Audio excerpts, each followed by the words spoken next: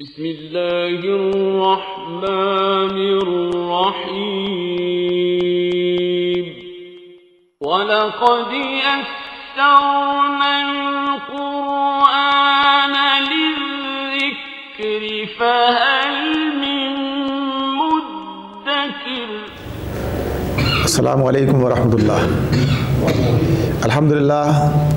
الحمدللہ وکفا وسلام علی عبادہ الذین اصطفیٰ، اما بعد فاعوذ باللہ من الشیطان الرجیم، بسم اللہ الرحمن الرحیم، الف لام میم، اللہ لا الہ الا هو الحی القیوم۔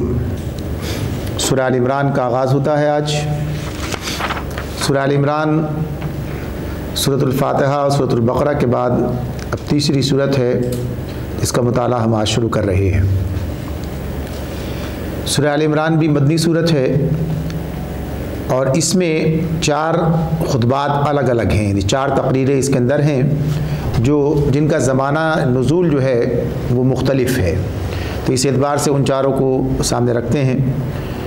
یہ سورت جس کا نام آل عمران ہے، اس میں آل عمران کا ذکر آیا ہے ایک مقام پر، تو اسی بنیاد پر اس کی علامت کے طور پر اس کا نام آل عمران رکھ دیا گیا، یعنی وہ سورت جس میں آل عمران کا ذکر آیا ہے، اس اعتبار اس کا نام ہے۔ جیسے پہلے عرض کیا گیا تھا کہ نام عام طور پر علامتوں کی بنیاد پر تجویز کر دیے گئے ہیں، اور بہت کم عنوانات ایسے ہیں جو مضمون کی مناسبت سے اللہ رب العالمین کی طرف سے بتائے گئے ہیں، ورنہ عام طور پر لوگوں نے اس کے علامتوں کی بنیاد پر اس کے نام رکھے ہیں، تو اس کا نام بھی علامت کی بنیاد پر ہے۔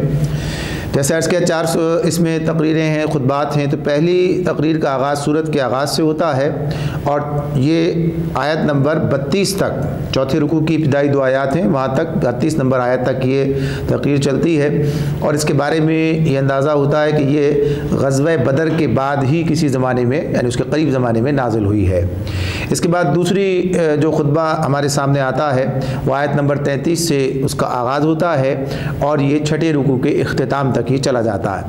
یہ خطبہ اس کے مضمون اس بات کی وضاحت کر رہا ہے کہ یہ وفد نجران جو 9 ہجری کے اندر آیا تھا، جس وقت مکہ فتح ہو چکا تھا اور اسلام اپنی ایک طاقت کے ساتھ عرب کے اندر سامنے واضح ہو کر آ گیا تھا، تو مختلف علاقوں سے یہ وفود آنا شروع ہو گئے تھے۔ تو نجران جو ہے یہ حجاز اور یمن کے درمیان میں یہ مقام تھا ان کا، وہاں پر یہ لوگ رہتے تھے۔ ان کی بات جب آئے گی سامنے تھوڑی سی بات ہو سکے گی۔ تو ان کے آنے کے بعد اللہ رب العالمین، یہ عیسائی تھے، یہ لوگ عیسائیوں کا وفد تھا یہ، تو اللہ تعالیٰ نے اس موقع پر ان کی کو دعوت دینے کی غرض سے وہ تمام باتیں بیان کی ہیں، یعنی عیسیٰ علیہ السلام کی پیدائش اور ان کو اللہ رب العالمین کا بندہ ہونے کی بات اور رسول ہونے کی بات، نہ کہ اس کا بیٹا الہ ہونے کی، اس کی تردید کی گئی ہے اس میں، تو یہ مضمون سامنے آتا ہے۔ تیسری کا جو خطبہ اس میں ہمارے سامنے آتا ہے وہ یعنی 7ویں رکوع کے آغاز سے لے کر اور 12ویں رکوع کے اختتام تک چلتا ہے، اور یہ بھی پہلی تقریر سے متصل، یعنی غزوہ بدر کے بعد ہی کا زمانہ ہے، اور چوتھی اور آخری جو تقریر ہے یہ 13ویں رکوع سے اور سورت کے اختتام تک چلتی ہے۔ یہ غزوہ احد کے بعد نازل ہوئی، غزوہ احد پر تبصرے کے حوالے سے۔ جیسے عرض کیا گیا کہ آغاز جس کا ہوتا ہے تو غزوہ بدر کے بعد کا زمانہ ہے، وہ زمانہ آپ کے سامنے آتا رہا، گفتگو اس پر ہوتی رہی ہے۔ اس وقت طویل تبصرہ تو سورہ انفال کے اندر غزوہ بدر پر ہمارے سامنے آئے گا، لیکن جیسا کہ یہ سورہ بقرہ ہمارے سامنے رہی، اور اس میں اللہ رب العالمین نے بہت سے احکامات بھی سامنے رکھے، بنی اسرائیل کی تاریخ بھی بیان کی، ان کے جرائم کے معاملات بیان کیے، اہل ایمان کے ساتھ ان کا حسد بھی بیان کیا، یہ ساری چیزیں سامنے آئیں، اور بالآخر جب اس کا اختتام ہوا ہے تو جس دعا پر اس کا اختتام ہوا ہے اس دعا کے آخری الفاظ کیا ہیں؟ ثبت اقدامنا وانصرنا علی القوم الکافرین، کہ اللہ ہمیں ہمارے قدموں کو مضبوطی سے جما دیجئے اور کافروں پر ہمیں فتح عطا فرمائیے۔ اس معاملے میں اللہ تعالیٰ نے یہ جو یعنی اختتام کے بعد یہ آغاز جو ہوتا ہے، گو کہ نزولی ترتیب کے اعتبار سے بڑا فرق ہوتا ہے صورتوں کے درمیان، لیکن یہ جو مصحف کی ترتیب ہے یہ بھی بغیر کسی حکمت کے نہیں ہے، بلکہ اس کے اندر حکمت زیادہ گہری سامنے آتی ہے، اس لیے کہ جو پہلے آغاز میں صورتیں یعنی نزولی ترتیب سے نازل ہوئی ہیں وہ تو وقت اور حالات کے تقاضے ہیں، اور بعد میں اسے ہمیشہ کے لیے اللہ رب العالمین نے مصحف کی صورت میں محفوظ کیا ہے، تو یہ جو ترتیب ہے یہ اپنی جگہ اس سے زیادہ اہمیت کی حامل ہمارے سامنے آتی ہے۔ تو اس میں بھی اب بات اسی طرح سامنے آ رہی ہے کہ وہاں پر جب یہ بات کی گئی ہے کہ کافروں کے ساتھ مقابلہ بھی ہے، سارے معاملات بھی ہیں، تو اب یہاں پر ان کی مزید تفصیل اور کیفیات جو ہیں وہ بیان بھی ہو رہی ہیں، اور ایک غزوے پر تبصرہ بھی پورا ہمارے سامنے اسی صورت کے اندر آئے گا، اور کافروں کے حالات اور معاملات بھی اس طور پر سامنے آئیں گے۔ ایک بات مزید اور یہ بھی کہی جاتی ہے کہ سورۃ البقرہ میں یہودیوں کا ذکر زیادہ ہے، اور سورہ آل عمران میں عیسائیوں کا ذکر ہے زیادہ نسبتاً، اور اس کی وجہ یہی کہ وفد نجران جب آیا ہے تو اس کے وہ عیسائی تھا، اور عیسائیوں کو جو اس وقت موقع پر دعوت دینے کا جو اسلوب تھا، جو انداز جو بات انہیں بیان کی جا رہی تھی، جو ان کی گمراہی تھی، وہ ان کے اوپر زیادہ واضح کی گئی ہے۔ تو اس اعتبار سے یہ سورہ آل عمران کے مضامین ہمارے سامنے آتے ہیں۔ الف لام میم، اللہ وہ زندہ جاوید ہستی جو نظام کائنات کو سنبھالے ہوئے ہے۔ اللہ لا الہ الا ہو الحی القیوم، یہ آیت ہم نے آیت الکرسی کے آغاز میں یہ حصہ یہ موجود وہاں پر بھی تھا، اور اس پر تفصیل سے بات آپ کے سامنے ہوئی تھی کہ اللہ، اس کے سوا کوئی الہ نہیں ہے، کوئی معبود نہیں ہے، اور وہ نہ صرف یہ کہ خود زندہ ہے اپنی ذات کے بلبوتے پر، اور اس نے تمام کائنات کو سنبھالا ہوا ہے، سب اس کے زندہ رکھنے سے زندہ ہیں، سب کو زندگی اس نے عطا کی ہے، لیکن اللہ کے بارے میں ہم نہیں جانتے، اور اس کی بات صرف یہ ہے کہ وہ ازل سے ہے اور ابد تک رہے گا، اور اپنی ذات کے بلبوتے پر ہی ہے وہ سب، اس کی جو ہستی ہے۔ تو یہ اجمالاً ایک بات ہے جو ہم کہتے ہوئے گزرتے ہیں، تو اس موقع پر اس کی تفصیل وہاں سامنے آ گئی ہے۔ آگے فرمایا کہ اللہ وہ زندہ جاوید ہستی جو نظام کائنات کو سنبھالے ہوئے، اس کے سوا کوئی معبود نہیں، اسی نے نزل علیک الکتاب بالحق مصدقا لما بین یدیہ وانزل التوراۃ والانجیل، اس نے یعنی اسی اللہ نے جو حی و قیوم ہے، جس کے سوا کوئی الہ نہیں، اسی نے تم پر یہ کتاب نازل کی جو حق لے کر آئی ہے، اور ان کتابوں کی تصدیق کر رہی ہے جو پہلے سے آئی ہوئی موجود تھیں، اس سے پہلے وہ انسانوں کی ہدایت کے لیے تورات اور انجیل نازل کر چکا ہے۔ یہ اللہ رب العالمین نے کتاب سے ہی، کتاب کے بارے میں وضاحت سے ہی اس صورت کا آغاز بھی کیا ہے۔ سورہ بقرہ کا آغاز بھی اسی طرح ہوا تھا، ذالک الکتاب لا ریب فیہ، یعنی اس کتاب کا تعارف تھا جو بیان کیا گیا تھا، پھر اس سے ہدایت پانے حوالے سے ہدایت کون حاصل کرے گا ان کی بات تھی۔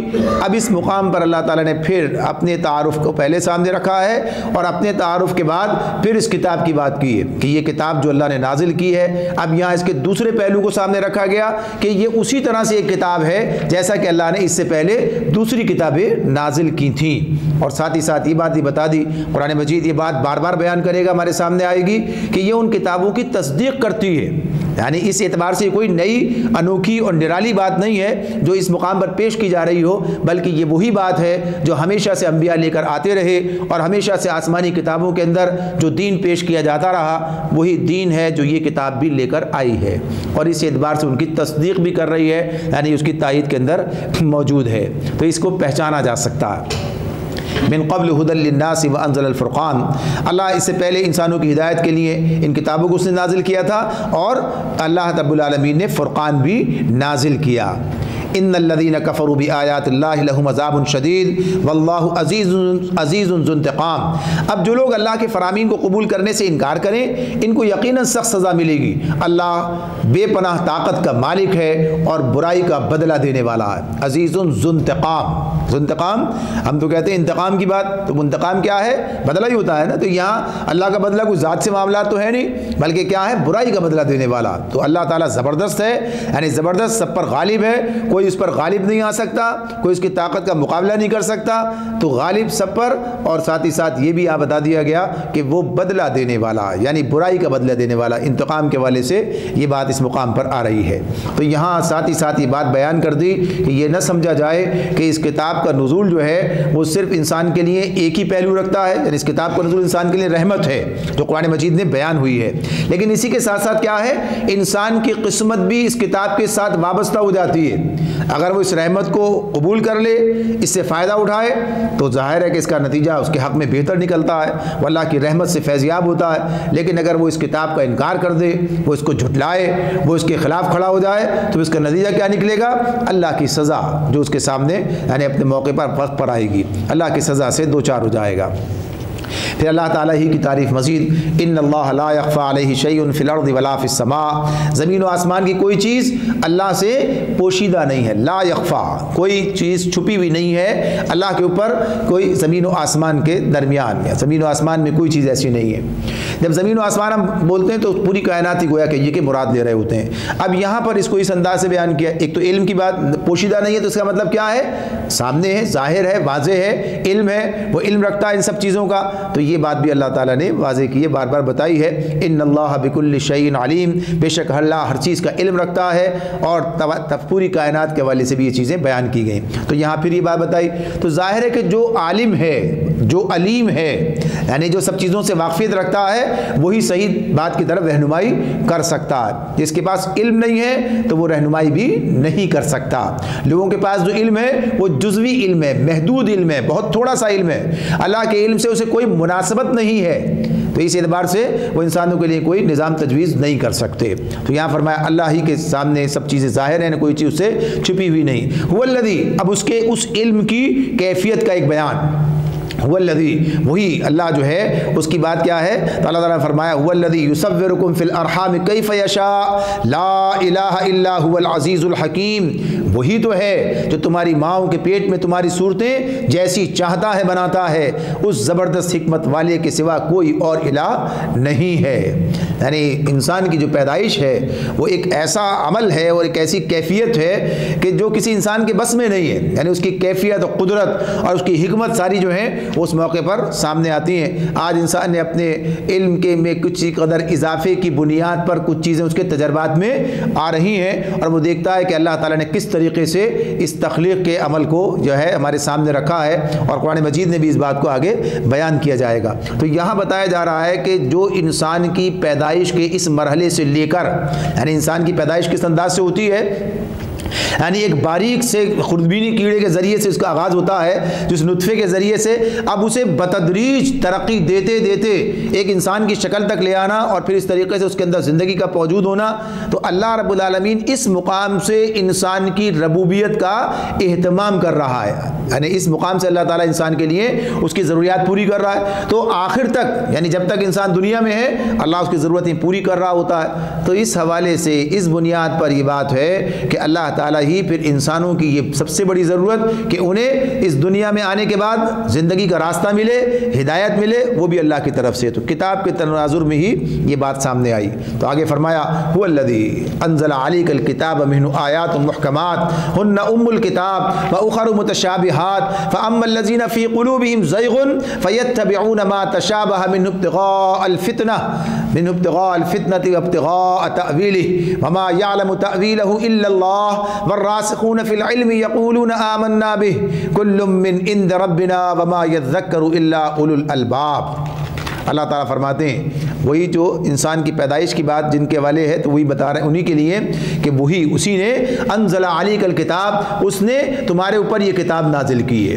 یہ کتاب نازل کی ہے, اور پھر اس کتاب کی تعریف کیا ہے, اب اس کے بارے میں تفصیل بتائی. منہ آیات محکمات, اس کے اندر دو طرح کی آیات ہیں. تو کیا کہا, منہ آیات محکمات, اس میں ایک آیات محکمات ہیں.